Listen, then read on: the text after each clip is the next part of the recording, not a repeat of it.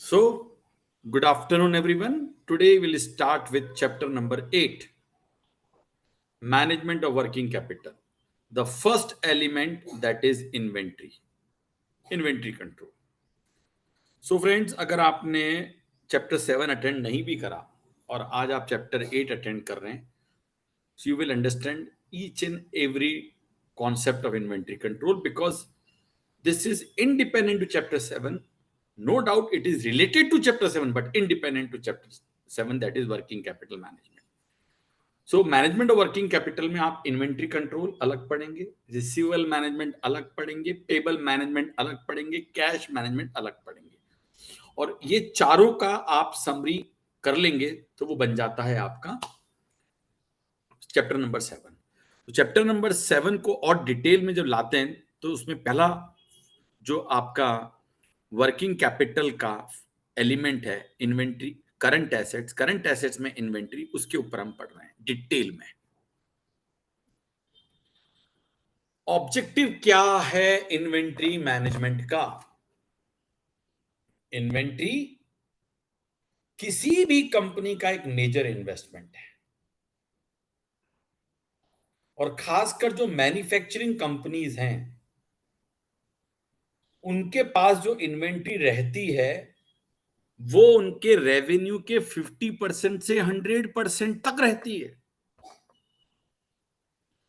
यानी अगर किसी मैन्युफैक्चरिंग कंपनी का रेवेन्यू 50 मिलियन है तो आप मान के चलिए 25 मिलियन से 50 मिलियन की इन्वेंट्री उसके पास रहेगी, रॉ मटेरियल में, WIP में, फिनिश गुड में, सब में मिला के। तो ये बहुत जरूरी हो जाता है, it is therefore essential to reduce the levels of inventory held to the necessary minimum. यानी जितनी नेसेसरी मिनिमम वर्ड यूज करा हमने, मिनिमम के रखने के चक्कर में कुछ और नहीं हो जाना चाहिए। यानी जितनी आवश्यकता है कम से कम रखने की उतनी रखनी है। अगेन बैलेंसिंग एक्ट, इन्वेंट्री का बैलेंसिंग एक्ट, हमें हमारी इन्वेंट्री को बैलेंस करना पड़ेगा दो चीजों के बीच में, liquidity and profitability balance. So liquidity, बच्चों लिक्विडिटी से हमारा मतलब क्या है? हम हमारी इन्वेंट्री को रिड्यूस करेंगे लोवेस्ट पॉसिबल अमाउंट तक। पॉसिबल वर्ड यूज करा हमने, to minimise the level of capital employed to be funded. यानी जितना हो सकता है उतना कम से कम रखो, जितना हो सकता है, जिससे कि जो कैपिटल एम्प्लॉयड में दो तरह की कैपिटल होती है, एक डेब्ट और एक इक्विटी। तो चाहे पैसा हम इक्विटी से फंड करें, चाहे पैसा हम डेब्ट से करें, चाहे हम शॉर्ट टर्म से करें, डेब्ट दो तरह की होती है, शॉर्ट टर्म, लॉन्ग टर्म, यानी कहीं से भी पैसा लाए। बट इन्वेंट्री में जितना पॉसिबल हो सके, कम से कम जितना पॉसिबल हो, वर्ड पे जोड़ दे रहा हूं मैं, उतना। लेकिन लिक्विडिटी के लिए आप अपनी प्रॉफिटेबिलिटी को कभी भी कॉम्प्रोमाइज नहीं करेंगे।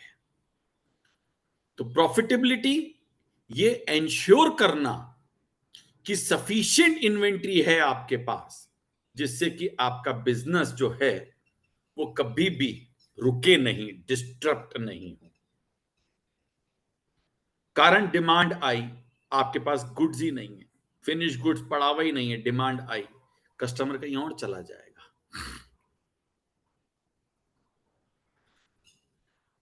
कोई गुड्स बनाना है, मशीनें खाली पड़ी हैं लेकिन रॉ मटेरियल मिल नहीं रहा है, वर्कर खाली बैठे हैं, वर्कर को तनख्वाह फ्री टाइम की देनी पड़ जाएगी। मशीनें पे जो इन्वेस्टमेंट कर रखा है, जब मशीनें चलती नहीं है, पड़ी रहती हैं, तो वो इन्वेस्टमेंट खराब होता है।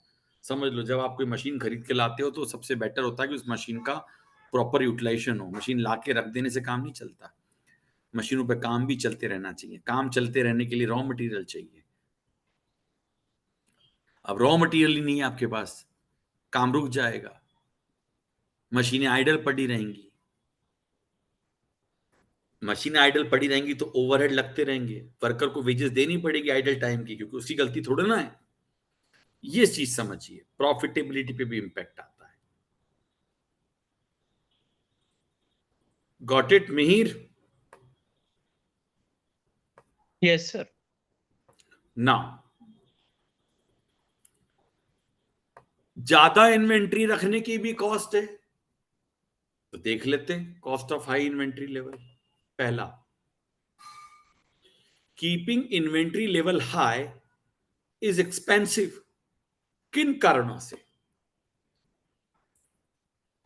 foregone interest from tying up capital in inventory, यानी आपकी इन्वेंट्री में जो कैपिटल टाई हो जाएगी, ब्लॉक हो जाएगी, उस पर आपको इंटरेस्ट नहीं मिलेगा अगर आपके घर की कैपिटल है तो।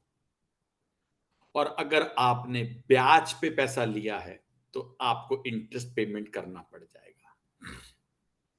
एक तो बात ये होगी। दूसरी, होल्डिंग कॉस्ट।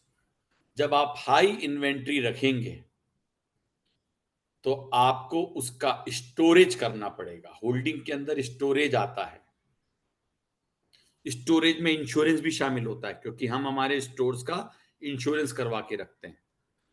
स्टोरेज यानी गोडाउन वगैरह का रेंट, उसका इंश्योरेंस। स्टोर्स एडमिनिस्ट्रेशन, बच्चों जो स्टोर कीपर वगैरह हैं, स्टोर कीपर, उनका सैलरी, स्टोर्स का लाइटिंग, इलेक्ट्रिसिटी, ये सब खर्चे स्टोर्स एडमिनिस्ट्रेशन के अंदर आते हैं। और जब आपके पास माल पड़ा रहता है तो उसको ऑब्सोलीट होने के, डैमेज होने के, उसके थेफ्ट होने की रिस्क बढ़ जाती है, तो वो भी होल्डिंग कॉस्ट का पार्ट होती है। तो होल्डिंग कॉस्ट में आ जाता है आपका storage, store administration, risk of theft, damage, obsolescence. ये हाई इन्वेंट्री लेवल की कॉस्ट है। क्या लो इन्वेंट्री की भी कॉस्ट होती है? हाँ। आप बोलोगे सर कम इन्वेंट्री रखी तो कॉस्ट क्यों होगी? बिल्कुल होगी। अगर इन्वेंट्री लेवल लो रखा जाएगा तो बिजनेस को कई अल्टरनेटिव प्रॉब्लम्स होंगी। पहली, stock out. Stock out, demand आई, सप्लाई नहीं दे पाए, lost contribution. Raw material available नहीं है, प्रोडक्शन स्टॉपेजेस, अभी अभी बताया। और आपका कोई रेगुलर कस्टमर है, उसके लिए आपको माल बनाना है और रॉ मटेरियल अवेलेबल नहीं है, तो इमरजेंसी में आपको माल खरीदना पड़ता है, तो उस इमरजेंसी में आपको कॉस्ट ज्यादा लगती है। तो स्टॉक आउट जब कभी भी होता है तो आपको ये बातें ध्यान रखनी होती है कि आपके जो कमाई है उसका भी नुकसान है, क्योंकि वो माल बिकेगा नहीं, क्योंकि है नहीं आपके पास। प्रोडक्शन, अगर आप मैन्युफैक्चरिंग कंपनी है तो प्रोडक्शन स्टॉप हो जाएगा। प्रोडक्शन स्टॉप होने से आपके लेबर को तनख्वाहें जाएंगी, आपकी मशीन के ओवरहेड लगते रहेंगे। आप प्रोडक्शन करने के लिए इमरजेंसी में ऑर्डर करेंगे, इमरजेंसी में ऑर्डर करेंगे तो उसकी एक्स्ट्रा कॉस्ट लगेगी। तो ये अपने स्टॉक आउट की कॉस्ट है, यानी लो इन्वेंट्री रखने की भी कॉस्ट है। फिर वही जो हाई रीऑर्डर कॉस्ट बोला मैंने। अच्छा, रीऑर्डर और सेटअप क्या है? देखो, एक बार क्या होता है, मशीन पर एक सेटअप लगता है। Once a setup one setup is running तो कॉस्ट दोबारा नहीं लगती। लेकिन एक बार सेटअप रुक जाता है, यानी मशीन का एक प्रोडक्शन खत्म हुआ, दोबारा सेटअप करने में वापस कॉस्ट लगती है। मैं एक आपको एग्जांपल देता हूं प्रिंटिंग इंडस्ट्री का। चलो छोड़ो, प्रिंटिंग इंडस्ट्री भी छोड़ो। आ, ये जो कट्टे सैक्स आते हैं, सीमेंट के कट्टे बनते हैं, और ये जितने भी आपने देखे होंगे जिसके अंदर सीमेंट आता है।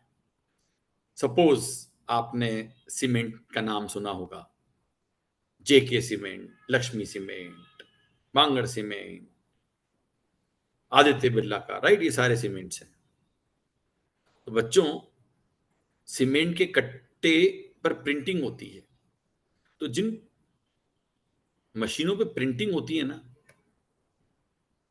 इनको अपन पॉलीसेक्स कहते हैं, POLYSACKS, पॉलीसेक्स।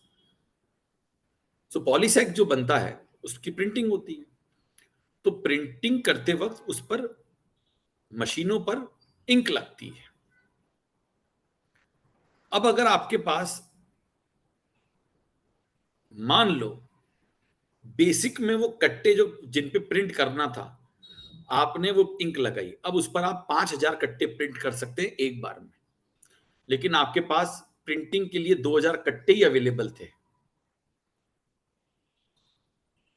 तो आप वो 2,000 कट्टे प्रिंट करके जैसे निकालोगे, उसके बाद बाकी के कट्टे आए नहीं आगे से प्रिंटिंग के लिए, तो वो क्या होगा, उसकी मशीन की स्याही सूख जाएगी।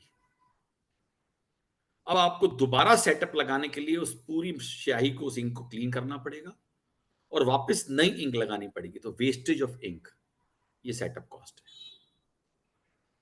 प्रणव, बात समझ में आई? Yes sir. चल। सर एक और बार हाई, रिपीट कर दो। सॉरी, सर एक बार और बता दो। यस,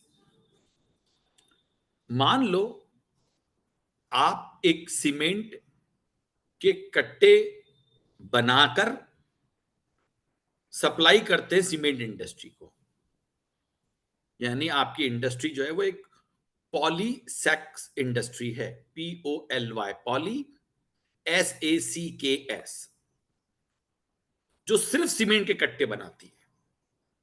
अब मैं आपको बता दूं, एक छोटी सी सीमेंट की कट्टे बनाने वाली कंपनी जो सीमेंट के कट्टे बनाती है, सीमेंट कंपनी कभी सीमेंट के कट्टे नहीं बनाती, सीमेंट कंपनी सीमेंट के कट्टे उनसे लेती है। छोटे से छोटा यूनिट भी लगाने जाओगे तो 10 करोड़ का यूनिट है ये। जिन कट जो कट्टे बनते हैं उन मशीनों को लूम्स कहते हैं, लूम्स, सिलाई। तो बकायदा वो लूम्स पर कट्टा बन जाता है, उसके बाद उस पर प्रिंट करना पड़ता है ना। अब मान लीजिए ऑर्डर दिया किसी कंपनी ने कि मुझे 1,00,000 कट्टे चाहिए और उस पर यह नाम छपा होना चाहिए, तो इनके पास खुद की प्रिंटिंग मशीन भी होती है। कट्टे जब लूम्स में जाके तैयार हो जाते हैं तो वो तो उनके ऊपर कोई नाम वाम थोड़ा ना होता है।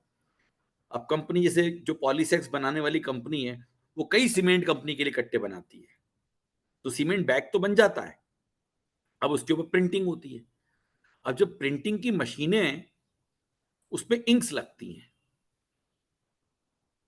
जो इंक जैसा कलर चाहिए उसकी डाई बनती है। अब होता क्या है बच्चों, एक सेटअप में मान लो 10,000 एक बार इंक लगती है, तो 10,000 कट्टे छपके निकलते हैं। अब आपने क्या करा, इंक लगाई,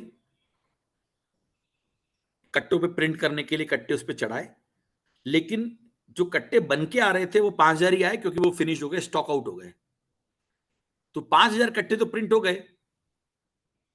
अब आपको एक बात और बताएं, शुरुआत के 2-3% कट्टे खराब होते हैं, एंड के भी खराब होते हैं, क्योंकि वो इंक सेटल होने में टाइम लेती है। फिर अगर कट्टे 10,000 प्रिंट हो सकते हैं एक सेटअप में, एक बार में, और आपके पास 5,000 ही थे, तो 5,000 ही कट्टे छपेंगे। उसमें से भी कुछ शुरुआत के और कुछ एंड के कट्टे में मिसप्रिंट हो जाता है, वो खराब हो जाते हैं। फिर उसके बाद अगर मान लो और कट्टों की आपके पास बैकअप नहीं है, तो वो इंक सूख जाएगी।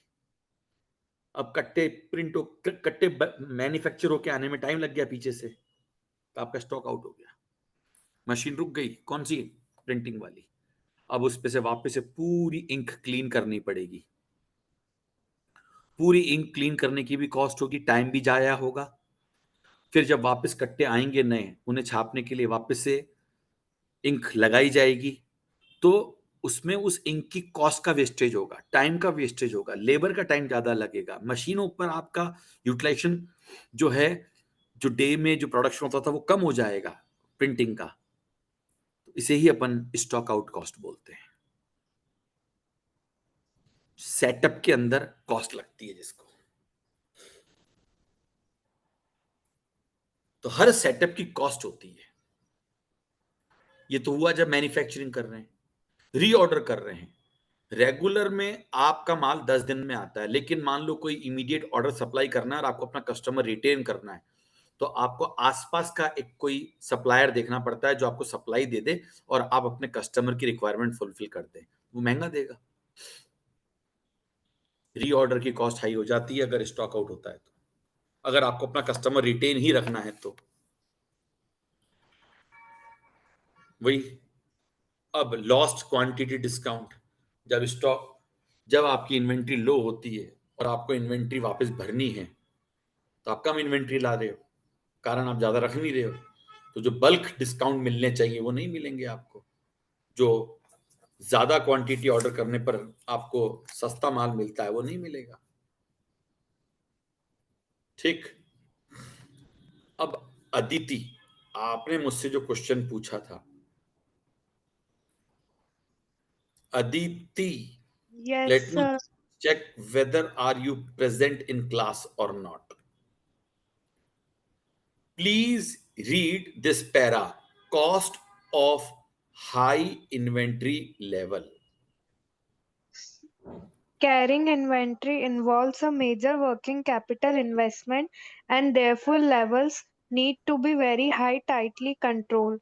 The cost is not just that of purchasing the goods, but also storing, ensuring, and managing them once they are in inventory. समझ Sir, गए? आगे?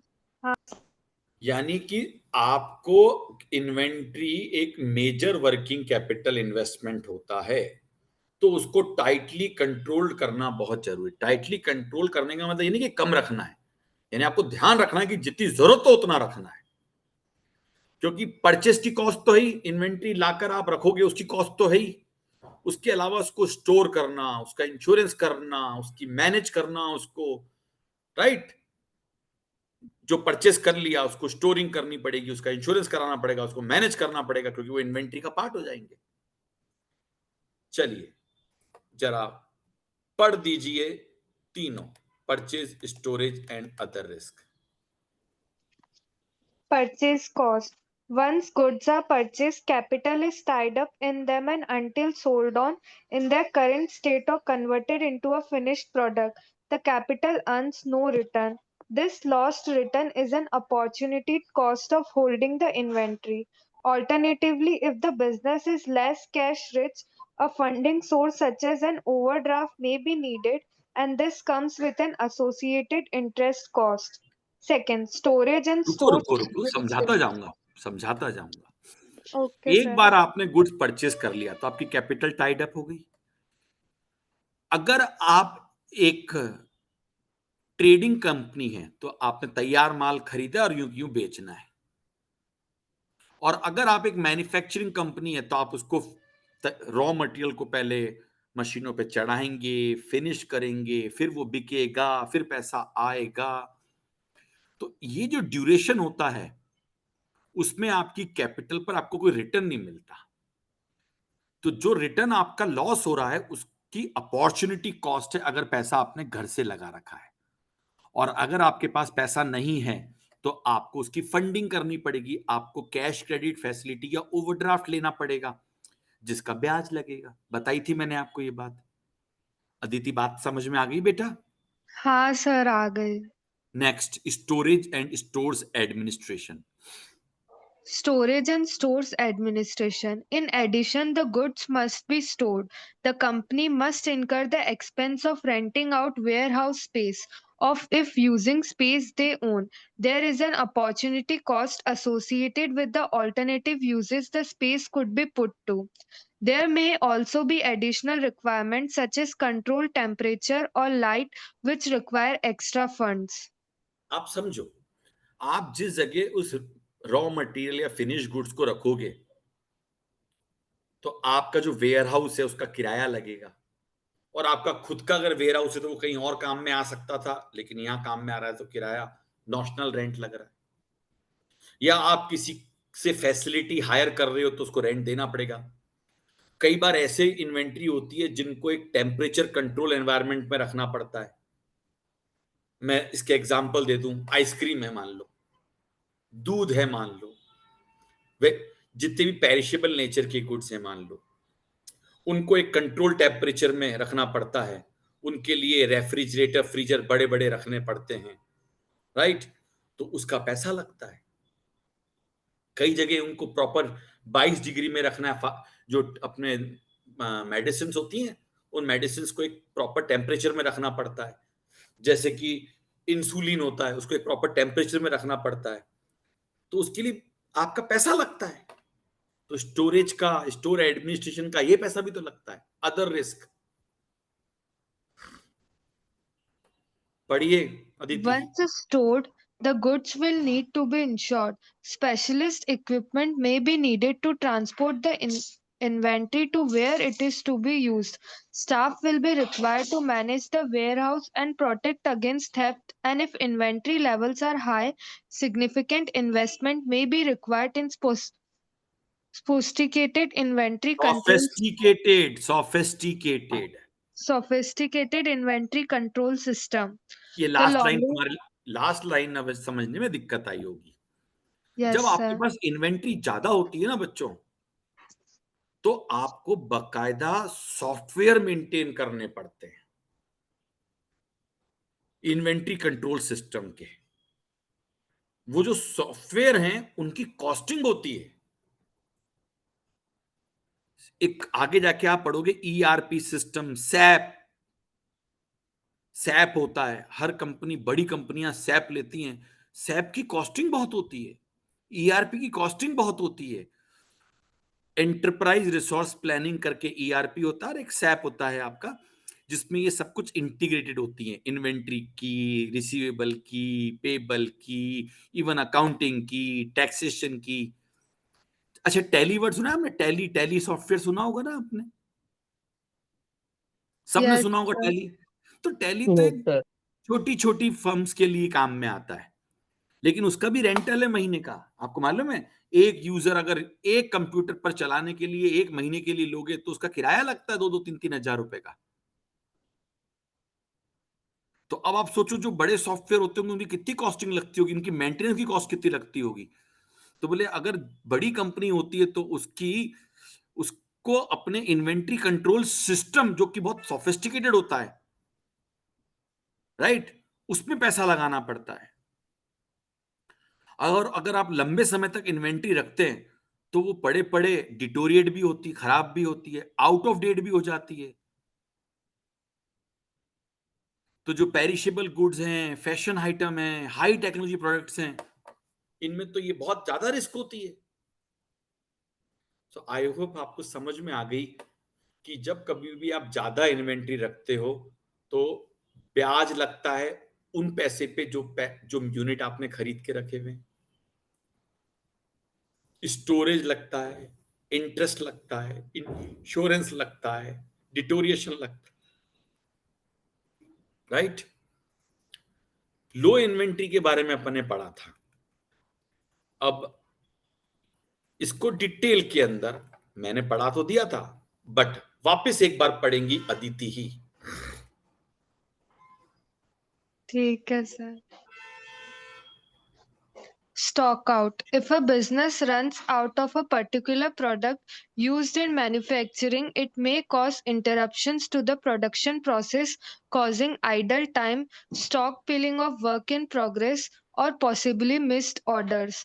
Alternatively, running out of goods held for onward sale can result in dissatisfied customers and perhaps future lost orders if custom is switched to alternative suppliers. If a stockout looms, the business may attempt to avoid it by acquiring the goods needed at short notice. This may involve using a more expensive or poor quality supplier. बच्चों यहां पर एक mistake book में हुई है। Future lost order if custom नहीं है, customer is switch to alternative supplier, ठीक है। Alternatively, running out of good held for onward sale can result in dissatisfied customer and perhaps future lost order if customer is switched to alternative supplier. तो इस कारण आप उसको retain रखने के लिए किसी नियरर सप्लायर को पकड़कर इन्वेंट्री लाके उसको सप्लाई दे देते हो, उससे आपका कॉस्ट हो जाती है, इसको स्टॉक आउट कॉस्ट कहते हैं, अपॉर्चुनिटी कॉस्ट। नुकसान हो रहा है आपका, क्वालिटी खराब आ रही है, आपकी गुडविल खराब होती है तो आगे ऑर्डर कम मिलते हैं आपके, ठीक। रीऑर्डर और setup cost. Each time inventory runs out, new बच्चों, supplies run must out, each time inventory run out का मतलब खत्म हो गई। जब कभी हाँ, भी इन्वेंट्री जीरो हो जाती है, रन आउट मतलब जीरो हो गई, खत्म हो गई। new supplies must be acquired. If the goods are brought in, the cost that arises brought नहीं होता है, bought bought in। in if the goods are bought in, the cost that arises are associated with administration, completion of a purchase requisition, authorization of the order, placing the order with the supplier, taking and checking the delivery, and final settlement of the invoice. If the goods are to be manufactured, the cost of setting up the machinery will be incurred each time a new batch is produced. ये वाली line मैंने बहुत अच्छे से example से समझा दी थी आपको, है ना। लास्ट लॉस्ट क्वांटिटी डिस्काउंट पढ़िए।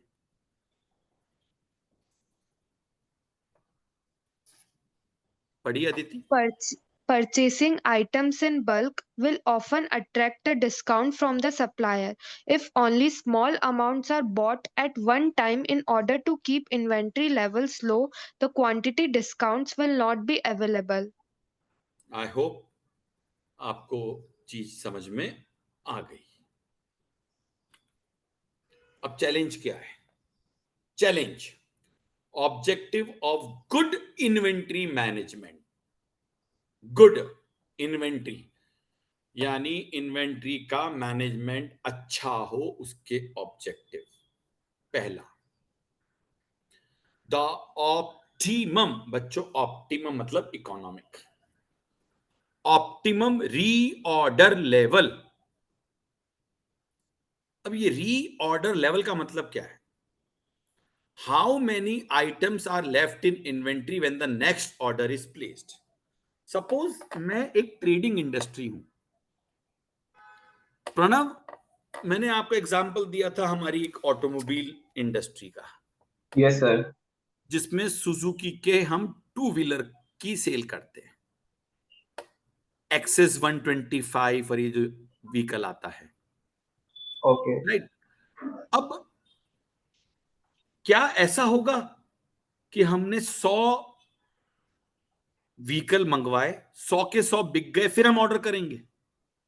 नहीं सर, तो मान लो कुछ आपने बिजनेस स्टार्ट किया, ओके आपने पहली बार में 100 टू व्हीलर लाके अपने शोरूम पे रख दिए। अब 100 में से कितने बिक गए और कितने बच गए? मान लो 100 में से 50 बिक गए, 60 बिक गए, 70 बिक गए, आप ऑर्डर ही नहीं कर रहे हो, जीरो आ गया, फिर आप ऑर्डर कर रहे हो। ऑर्डर करोगे, पहली बात तो जब आपके पास 5-7 यूनिट ही पड़े हुए हैं, तो कस्टमर जब दुकान पे आएगा तो उसके पास चॉइस नहीं होगी कलर की, वेरिएंट्स की, हाँ या ना? यस सर, तो आपको कुछ यूनिट्स तो हमेशा इन्वेंट्री में मेंटेन ही करने पड़ते हैं।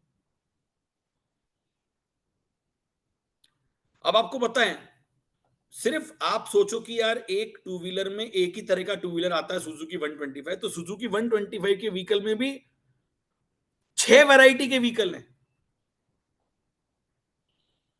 With drum, without drum, with disc, without disc, right, ये वो, विथ चार्जर, विदाउट, मतलब अलग अलग वेरिएंट होते हैं। हर वेरिएंट के अंदर कलर होते हैं, 3-3, 4-4, 5-5, 6-6 कलर होते हैं। यानी कहने का मतलब, अब आपको मैं समझाता हूं, कम से कम आपके पास 100 यूनिट तो मिनिमम हमेशा रहने ही चाहिए। मिनिमम बता रहा हूं, अगर 100 से कम है तो कोई कस्टमर आएगा और वो मांगेगा तो आपके पास इमीडिएटली वो यूनिट अवेलेबल ही नहीं होगा, क्योंकि वो कुछ भी मांग सकता है, फिर वो दूसरे शोरूम से जाके खरीद लेगा। तो क्या होता है,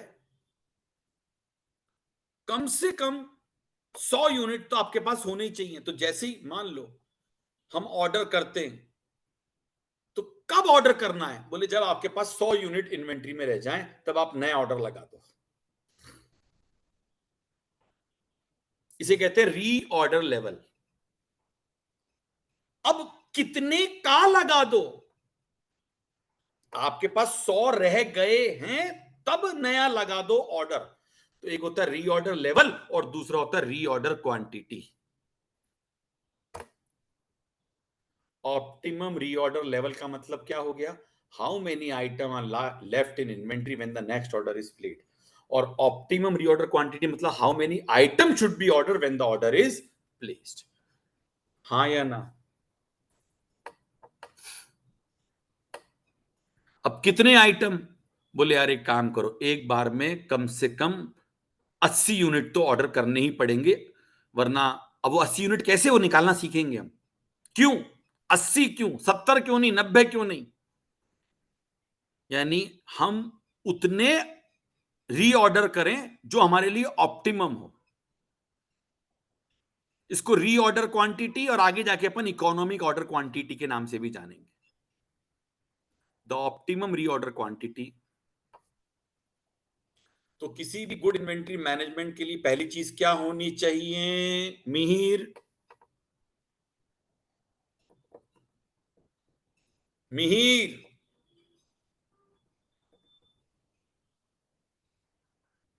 Aditi, Sir, the optimum reorder. क्या ऑप्टिमम रीऑर्डर? क्या सर सर हमें आपकी लेवल? देखना है आवाज कि नहीं आ मतलब रही अपने थी। पास इन्वेंट्री कितनी बची हुई है। इन्वेंट्री कितनी बची हुई नहीं, कितनी इन्वेंट्री है जब ऑर्डर करना चाहिए। हाँ वही, कितनी इन्वेंट्री है जब अपन को ऑर्डर करना चाहिए, सबसे पहले ये देखेंगे अपन। और दूसरा? दूसरे में अपन देखेंगे कितने आइटम्स अपन को ऑर्डर करना है। उससे अपन क्या बोलते हैं? Optimum reorder. Optimum reorder quantity.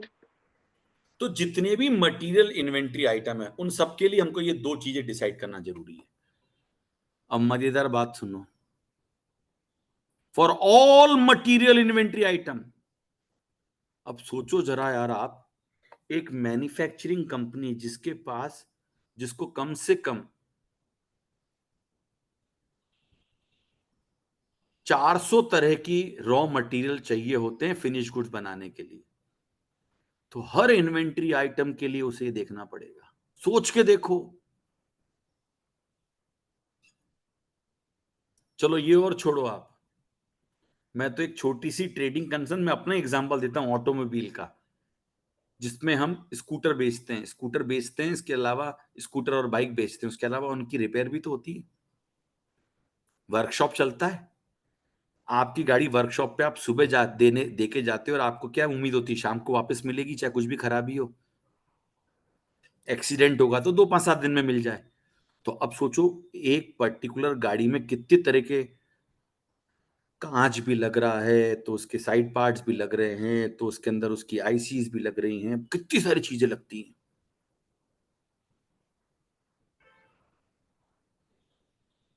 मैं बताऊं आपको, कम से कम 1200 आइटम तो हमारे पास हमको रखने पड़ते हैं। कितने? 1200 आइटम्स हमारे पास। आप आके कभी विजिट करिए उदयपुर में हमारा स्टोर।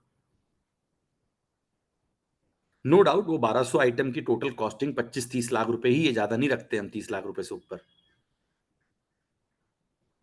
बट 30 लाख रुपए इन्वेंट्री में ब्लॉक रहता है, किसमें?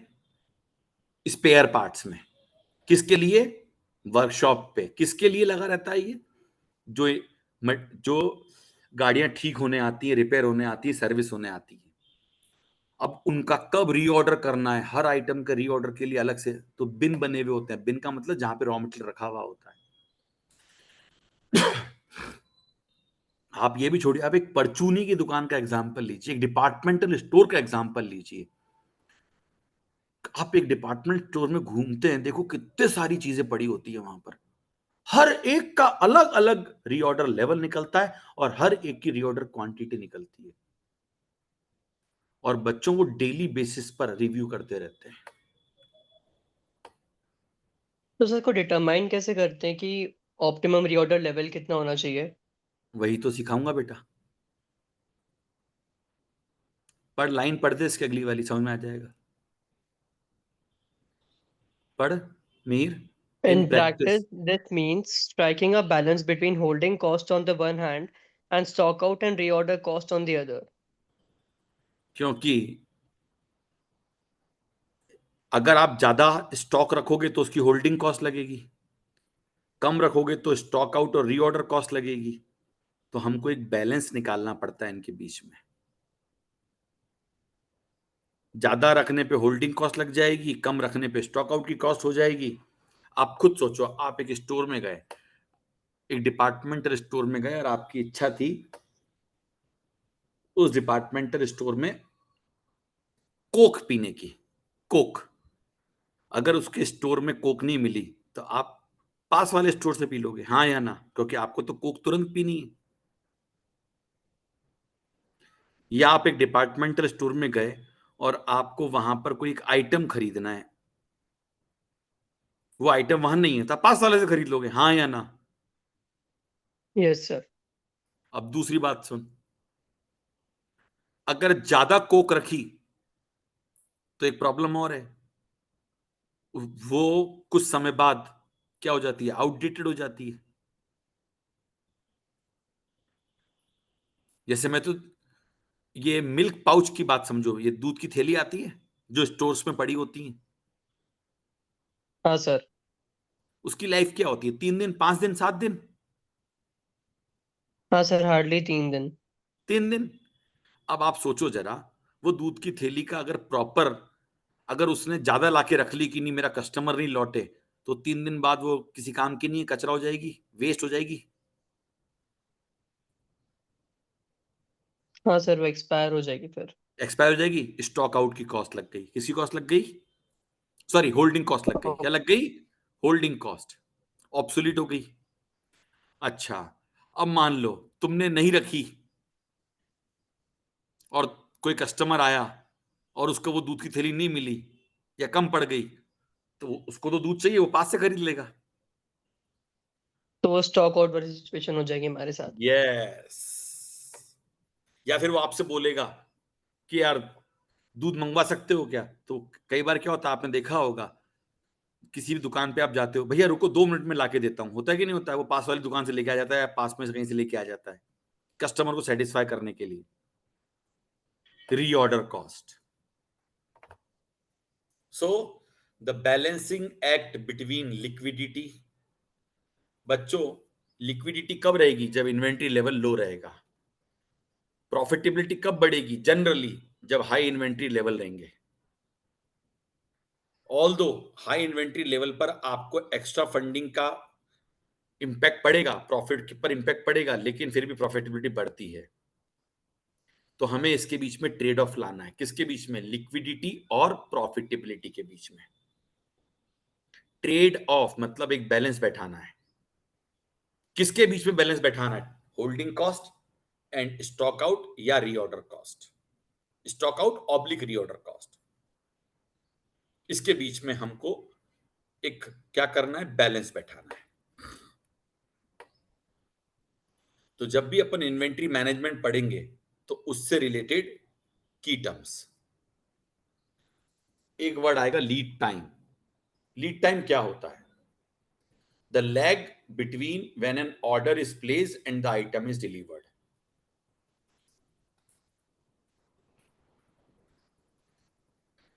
आप लोग ब्लिंकिट, इंस्टामार्ट, जेप्टो ये यूज करते हो? Yes sir. Yes, sir. चलो आपका एक्सपीरियंस बताओ कि कभी आपने ब्लिंकिट पे कुछ ऑर्डर करने की सोची और वो आइटम नहीं मिला, तो आप फिर क्या करते हो? कस्टमर केयर पर कंप्लेन करते हैं। नहीं, आपको तो दूध चाहिए, ब्लिंकिट पे दूध खत्म हो गया, क्या करोगे? तो सर वो फिर जनरल स्टोर पे जाना पड़ेगा कहीं पे। या तो इंस्टामार्ट पे ट्राई करोगे या जनरल स्टोर पे जाओगे, हाँ या ना? Yes, sir. अब मान लो आपका तो लीड टाइम 10 मिनट है, आप ब्लिंकिट से ऑर्डर क्यों कर रहे हो? 10 मिनट में आ रहा है, हाँ या ना? क्या? Yes, sir. अच्छा, इसको क्या बोलते हैं, ये जो ब्लिंकिट, इंस्टामार्ट, जेप्टो, ये सब जो आ रहे हैं, इनको क्या बोलते हैं? Big basket, milk basket, sir e commerce platform. E commerce. Yes sir, quick commerce. ये किसने जवाब दिया, क्विक कॉमर्स? पर्व। यस, पर ई कॉमर्स और क्विक कॉमर्स के बीच में क्या फर्क है? Sir may be quick commerce जो विद इन अ डे और 10-20 मिनट जैसे जेप्टो ब्लिंकिट वगैरह डिलीवरी कर देते हैं, और ई कॉमर्स में 2-3 डेज में डिलीवरी होती होगी। Very good, Amazon, Flipkart, right, ये सब जो है ना, जो ई कॉमर्स प्लेटफॉर्म है, उनका डिलीवरी टाइम दिन में होता है। क्विक कॉमर्स का डिलीवरी टाइम 5 मिनट्स, 10 मिनट्स और ये सब होता है। चलो खैर छोड़ो। तो जब हम खुद एक कंपनी है, अब अपन कस्टमर की बात नहीं कर रहे हैं, अपन कंपनी की बात कर रहे हैं। कंपनी को रॉ मटेरियल भी खरीदना होता है, फिनिश गुड्स भी खरीदना होता है। तो जब वो ऑर्डर करती है, किसको? सप्लायर को। तो जिस दिन ऑर्डर करा और जब तक ऑर्डर उसके पास आया, इस टाइम को लीड टाइम बोलते हैं। क्या बोलते हैं अदिति, क्या बोलते हैं? Lead time. अब है बफर इन्वेंट्री। बफर मतलब safety, the basic level of inventory kept for, यानी इमरजेंसी के लिए जो इन्वेंट्री हमेशा रखी ही जाएगी। और बफर इसलिए जरूरत होता है क्योंकि डिमांड और लीड टाइम फ्लक्चुएट होते रहते हैं। मेरे सप्लायर ने मुझे कहा मैं 3 दिन में माल दूंगा, बट कभी कभी 4 दिन भी लगाता है। अब सपोज मैं एक ट्रेडर हूं, किसका? किसी एक पर्टिकुलर आइटम का, वही 2 व्हीलर का। हमें 7 दिन में ऑर्डर की सप्लाई कंपनी ने एश्योर कर रखी कि मिनिमम 7 दिन लगेंगे, कभी 10 दिन भी लग जाते हैं। मैंने मान लो 80 गाड़ी का, व्हीकल का ऑर्डर लगाया, तो वो 1-2 दिन में नहीं आता। दिल्ली से ऑर्डर आता है, ऑर्डर लगाते हैं, फिर वो उस तरह के कलर कॉम्बिनेशंस वगैरह सब छांट के पूरा ट्रक में भरते हैं, फिर हमारे पास भेजते हैं। वो 7 दिन का लीड टाइम मांगते हैं, लेकिन कभी कभी 10 दिन भी लग जाते हैं, कभी 5 दिन में भी आ जाता है। अब हम क्या करते हैं, हमें मालूम है 7 दिन के अंदर हमारे यहाँ तो डिमांड आती रहेगी, तो काम माल और कम होता रहेगा। हमने तो कब ऑर्डर करा? जब हमारे पास 100 यूनिट थे। कितने थे? 100। अब हर दिन की हमारी गाड़ी बिकती है, मान लो 6 गाड़ी औसतन बिकती है। जब तक 7 दिन में माल आएगा, तब तक 6 इंटू 7 42 गाड़ियां कम होकर हमारे पास गाड़ियां और 58 ही रह जाएंगी, हाँ या ना? तो हम थोड़ी एक्स्ट्रा, हम 125 गाड़ी है तभी ऑर्डर कर देते हैं, 25 का बफर रख के, कि लेट हो गया तो डेली डिमांड 7 की जगह 8 आ गई तो बफर इन्वेंट्री क्यों रखी जाती है?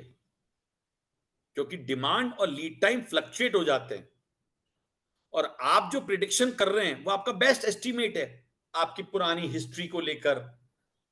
भाई इस सीजन में, इन दिनों में इतना डिमांड आ जाती है, कंपनी इतने दिन में माल सप्लाई दे देती है, हाँ या ना? Yes, sir. sir. तो लीड टाइम और बफर इन्वेंट्री समझ में आया आपको?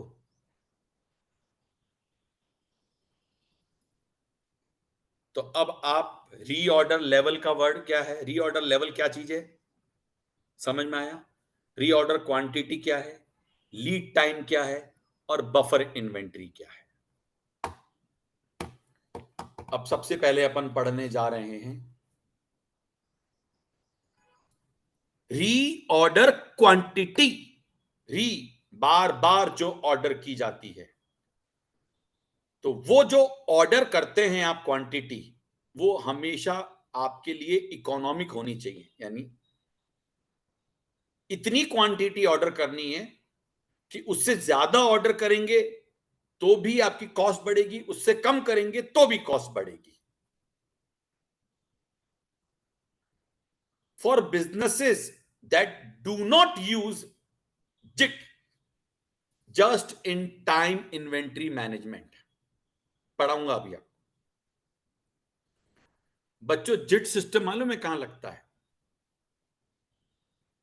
जहां पर आपको रॉ मटेरियल की इन्वेंट्री रखनी नहीं है, कस्टमर आएगा, अपनी रिक्वायरमेंट बताएगा, फिर आप उसको बना के दोगे, रखनी नहीं है, जस्ट इन टाइम यानी जीरो इन्वेंट्री। तो जहां पर, तो जनरली ये जॉब इंडस्ट्री में काम आता है। मैं एग्जांपल देता हूं। Pranav, Pranav, yes sir. तुम्हारे घर पे शादी का कार्ड आया होगा कभी? बिल्कुल। घर में कभी शादी हुई हो? हाँ सर। शादी के कार्ड छपवाने के लिए जाते हैं प्रिंटर के पास, यस। वो सिर्फ सैंपल दिखाता है आपको, हाँ। उसके पास उसका स्टॉक नहीं होता है। नहीं, वो तो रॉ मटेरियल रखा रहता है ना। नहीं, कार्ड का जो सैंपल होता है, कार्ड कैसे छपेंगे, मैं प्रिंटर की बात कर रहा हूं। हाँ। उसके पास क्या होते हैं, तरह तरह के सैंपल होते हैं। हाँ। वो आप जाओगे तो वो बोल देगा अच्छा ये सैंपल, ये सैंपल, ये सैंपल। उसके पास उसकी इन्वेंट्री कभी नहीं होती है, क्योंकि यस आप सर। कैसा कार्ड पसंद करोगे, क्या करोगे, है ना? आप जैसे ही पसंद करोगे वो इन्वेंट्री मंगवा लेगा और आपको कार्ड छाप के दे देगा। यस।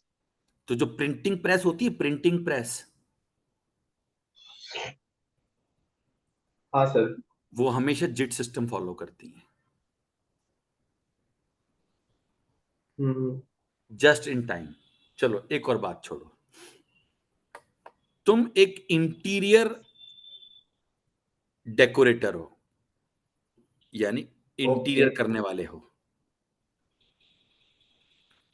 जो किसी भी घर का इंटीरियर करते हैं।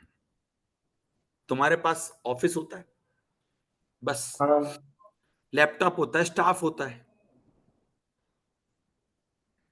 बस। जिसको अपने घर का इंटीरियर कराना होता है वो आपके पास आता है हाँ।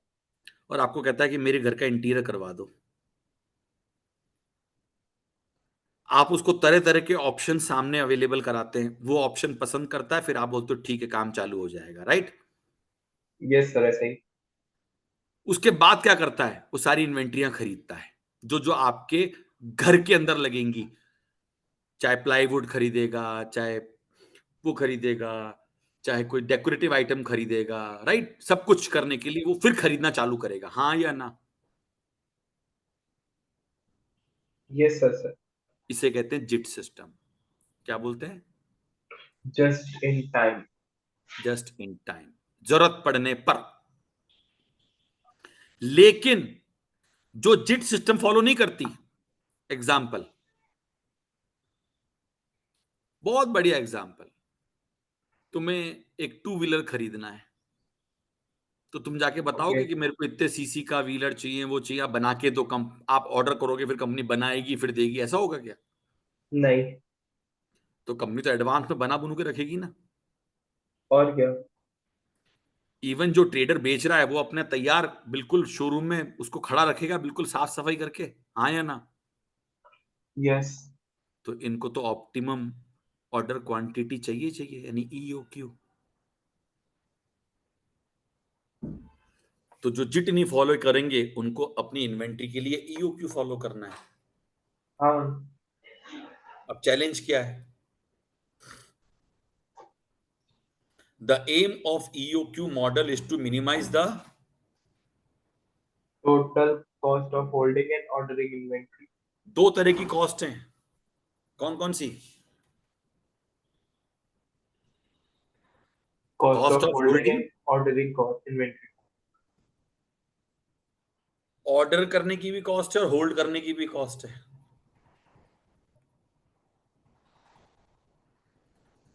पढ़ो आगे।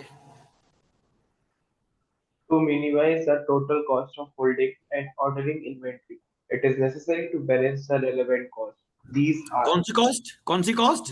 relevant costs, और ये क्या है? the variable cost of holding the inventory, and the तो fixed सुनना, holding cost cost of placing variable order. होती है। होल्डिंग कॉस्ट क्या होती है? Variable होती है क्योंकि पर पीस से आती है। और जो ऑर्डरिंग कॉस्ट है वो क्या होती है? Fixed.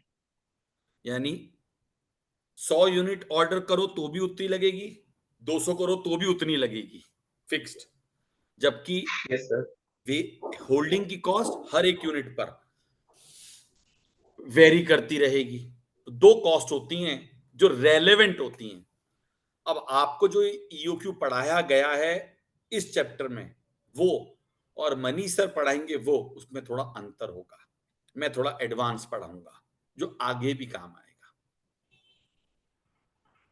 अब मेरी बात सुनना,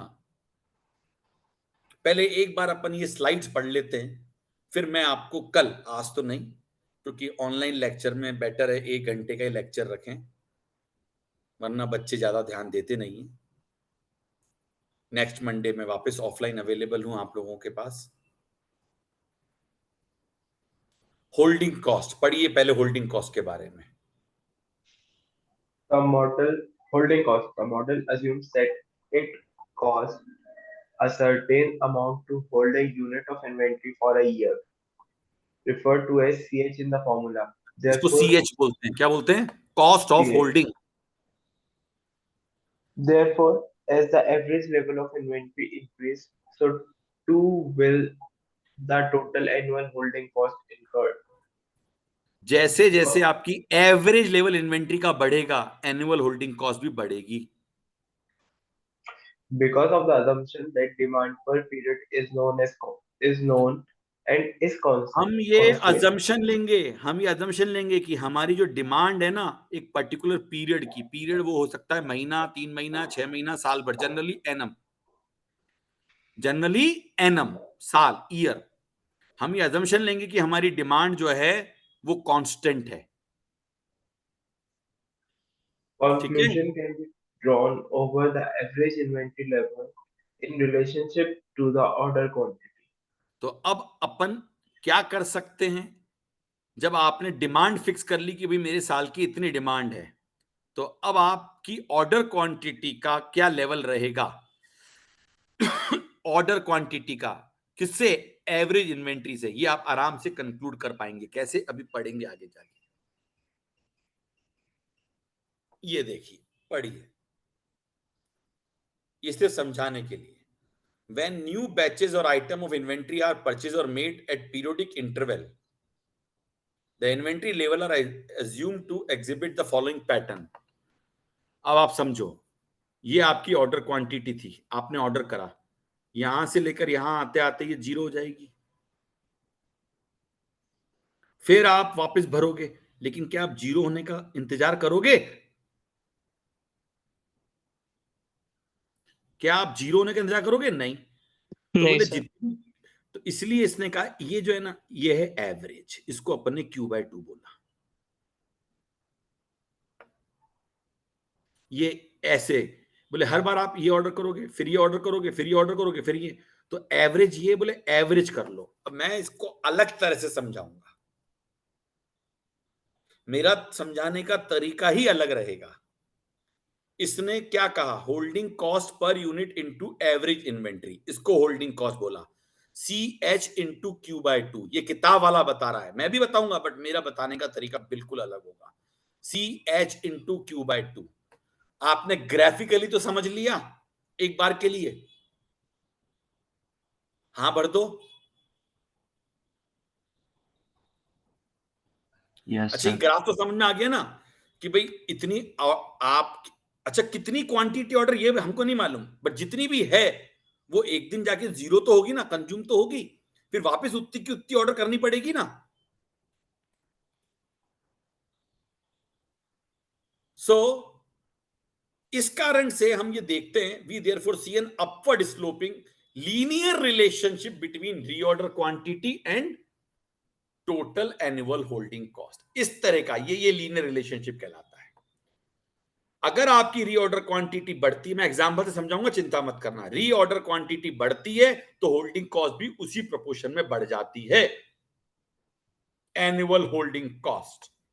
मैं एग्जांपल से समझाऊंगा, आपको कोई चिंता करने की जरूरत नहीं है। बट एक और चीज, अगर आपने बफर इन्वेंट्री रखी है तो, अच्छा बफर इन्वेंट्री रखना है नहीं रखना है, ये चीज आप एडवांस स्टेज पे पढ़ोगे, एफएम में नहीं पढ़ोगे कि बफर इन्वेंट्री कैसे कैलकुलेट होती है। बफर इन्वेंट्री भी कैलकुलेट करने का एक बहुत शानदार तरीका है, जिसपे 2 घंटे का एक लेक्चर मिनिमम चाहिए। Note that if buffer inventory is held, तो आपकी जो होल्डिंग कॉस्ट है वो सिर्फ CH इंटू Q/2 नहीं होती, वो होती है CH into Q/2 plus buffer. समझाऊंगा, डोंट वरी। अगला point, ordering cost. Model assume कर रहा है कि फिक्स कॉस्ट लगेगी हर बार जब भी आप ऑर्डर प्लेस करोगे, और इसको आप CO से बोलोगे, कॉस्ट ऑफ ऑर्डरिंग।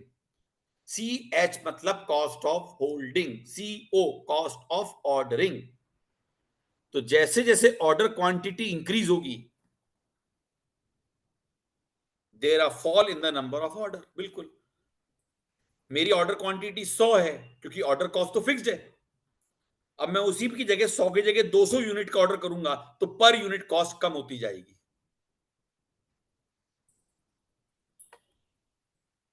इस तरह का चार्ट है उसका। तो डी को अपन ने मान लिया कि आपकी एनुअल एक्सपेक्टेड सेल्स डिमांड या रिक्वायरमेंट है। तो जितनी भी साल भर की डिमांड है, क्या आप एक साल खरीद के रख लोगे? नहीं, जितना भी आप ऑर्डर करोगे। तो क्यू का मतलब है क्वांटिटी पर न, क्यू का मतलब क्या है आपका, जो आपने पहले निकाल लिया, ऑर्डर क्वांटिटी। डिमांड है 10,000 की, ऑर्डर क्वांटिटी 1,000, यानी 10 ऑर्डर इंटू CO पर ऑर्डर कॉस्ट। आज सिर्फ ये समझा रहा हूं, कल न्यूमेरिकली समझाऊंगा, मजा आएगा। कल की क्लास मिस मत करना, कोई नहीं समझाएगा, मैं आपको इस फॉर्मूले का डेरिवेशन सिखाऊंगा, ये सब सिखाऊंगा मैं आपको। तो ये एनुअल कॉस्ट है, ये रीऑर्डर क्वांटिटी जैसे जैसे बढ़ेगी ऑर्डरिंग कॉस्ट नीचे आएगी। Because you are trying to balance these two cost, आप इन दो कॉस्ट के बीच में बैलेंस करना चाहते हैं। कौन कौन सी? Holding cost and carrying cost. तो एक को बचाओगे तो दूसरी बढ़ेगी, दूसरे को बचाओगे तो पहली बढ़ेगी। तो अल्टीमेटली ये कहानी आती है।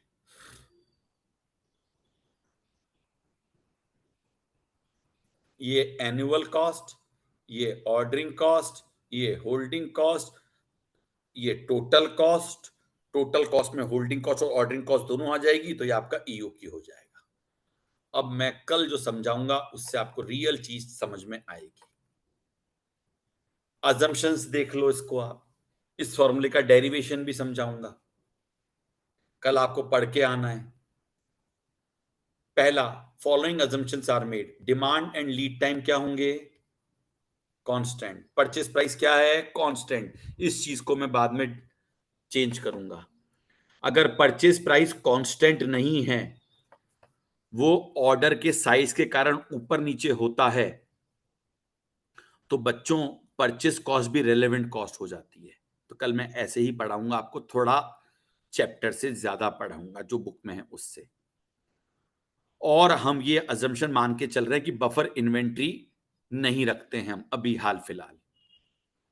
तो 4 अजम्पशन है। डिमांड कांस्टेंट है, लीड टाइम कांस्टेंट है, परचेस प्राइस कांस्टेंट है, बफर इन्वेंट्री नहीं है। तब EOQ का फॉर्मूला ये बनेगा, √2COD/CH। कैसे आया कल डिस्कस करेंगे डिटेल में, फॉर्मूला बनाना सिखाऊंगा लॉजिकली आप लोगों को। और कल ये भी सिखाऊंगा कि अगर परचेस प्राइस आपका ऑर्डर की क्वांटिटी के कारण ज्यादा कम होता है तो फिर हम क्या करते हैं। ये दोनों चीजें कल हम डिस्कस करेंगे। सो I hope as per my commitment online lecture हम 1 घंटे ही चलाएंगे। So that's all for the day. Thank you everyone. कल आप यहाँ तक पढ़कर आइएगा। Thank you, sir. Thank you, sir.